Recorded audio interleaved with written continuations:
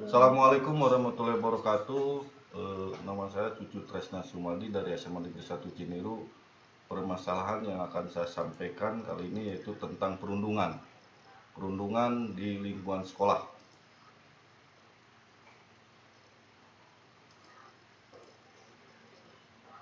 Apa itu perundungan? Perilaku perundungan atau biasanya dikenal dengan bullying didefinisikan sebagai tindakan negatif dalam bentuk verbal, fisik, dan relasional terjadi dalam waktu yang cukup panjang dan berulang yang dilakukan oleh satu orang atau lebih terhadap orang lain, di mana terdapat ketidakseimbangan kekuatan dan korban tidak memiliki kemampuan untuk melindungi dirinya sendiri.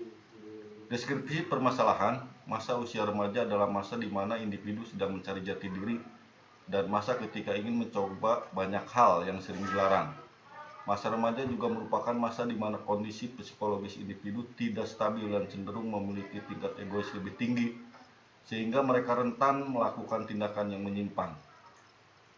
Kemudian kasus perundungan menurut KPAI bahkan menyebutkan bahwa laporan yang masuk terkait dengan kasus perundungan adalah sebanyak 37.381 kasus di sepanjang tahun 2011 hingga 2022.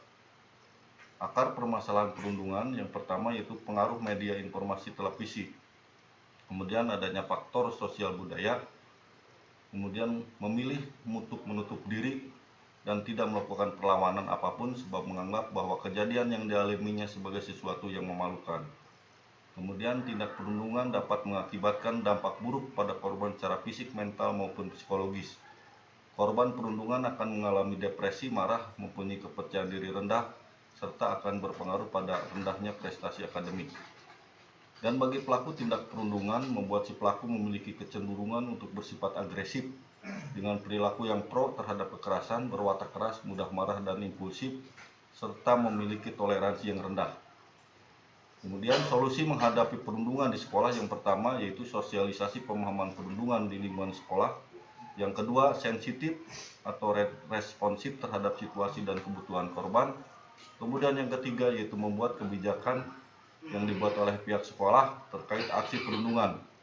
Kemudian yang keempat, memastikan jalur komunikasi yang terbuka untuk pelaporan kasus. Perlindungan hukum terhadap korban dan pelaku perundungan. Kalau korban dilindungi oleh Undang-Undang Nomor 35 Tahun 2014 tentang perubahan atas Undang-Undang Nomor 23 Tahun 2002 tentang perlindungan anak. Kemudian pelaku yaitu Undang-Undang Nomor 11 Tahun 2012 tentang sistem peradilan anak menggantikan Undang-Undang Nomor 3 Tahun 97 tentang peradilan anak.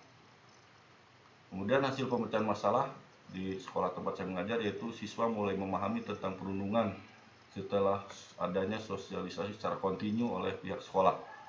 Kemudian siswa tidak berani melakukan perundungan karena adanya konsekuensi hukum.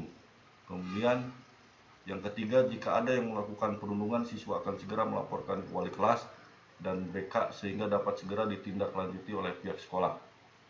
Kemudian yang terakhir, siswa yang melakukan perundungan setelah ditindak akan jerah melakukan kembali. Demikian yang bisa saya sampaikan. Ditutup wabillahi taufiq wal hidayah. Wassalamualaikum warahmatullahi wabarakatuh.